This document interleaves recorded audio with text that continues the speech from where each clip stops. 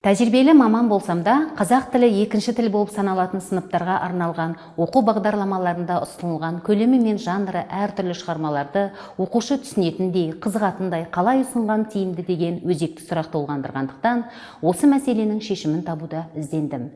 Көркем шығармаларды бейімдеудің ғылыми негіздемелерін басшылыққа ала отырып, көркем мәтіндерді бейімдеп оқыту тәжірибемде оң нәтижесін көрсеткендіктен, әріптестеріммен де бөлісуді ұйғардым. Қазақ тіліндегі көлемді көркем шығарманы толық оқыту міндеті қойылмайды. Бастысы, ең маңызды, қажет үзіндіні дұрыс таңдап оқыту. Үзіндіні таңдауда бөлімнің тақырыбымен тығыз байланысты болуын назарға алу аса маңызды.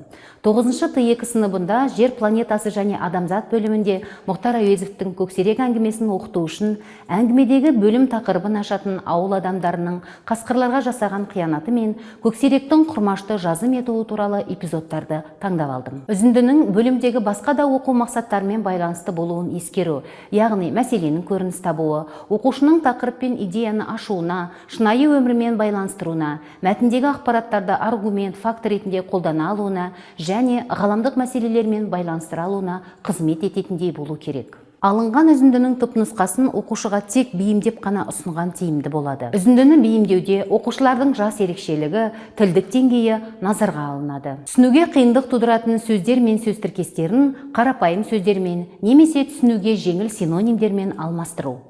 Абзацтардағы мазмұнды идеяны түсінуге, мәселені анықтауға қызмет ететін сөйлемдерді іріктеу және өзара байланыстыру арқылы бейімдеу. Көркем мәтіндегі аралас құрмалас сөйлемдерді салалас сабақтас сөйлемдерге және жай сөйлемдерге айналдыру. Қатарлас тұрған 2-3 сөйлемдерді біріктіру арқылы бір сөйлем құрау. Үзіндіні суретті мәтін түрінде және аудио жазбасын бірге ұсыну арқылы оқушылардың өз қабілеттеріне қарай көркем мәтінді түсінуіне мүмкіндік беріледі. Қашықтықтан оқыту кезінде бейімдеген үзінділерім оқушының қызығушылығын оятатындай болу үшін StoryJammer бағдарламасында 3D кітап үлгісінде әзірлеп ұсындым.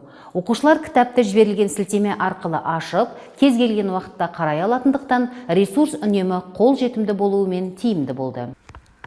Мұхтар Әуезов Көксерек. Қарадыр деген жердегі қарағанның ортасында қасқырдың ескі іні бар. Жаздан бері соны 2 қасқыр мекендейді. Қазір іннің ішінде ақ қаншық жатыр. Жанында кішкентай көк күшіктері қыбырлайды. Бір уақытта бірдеңе қасына тасырлатып келіп қалды. Қаншық арс етіп, азу тістері ақсиып, ырылдай атып тұрды. Назарларыңызға рахмет.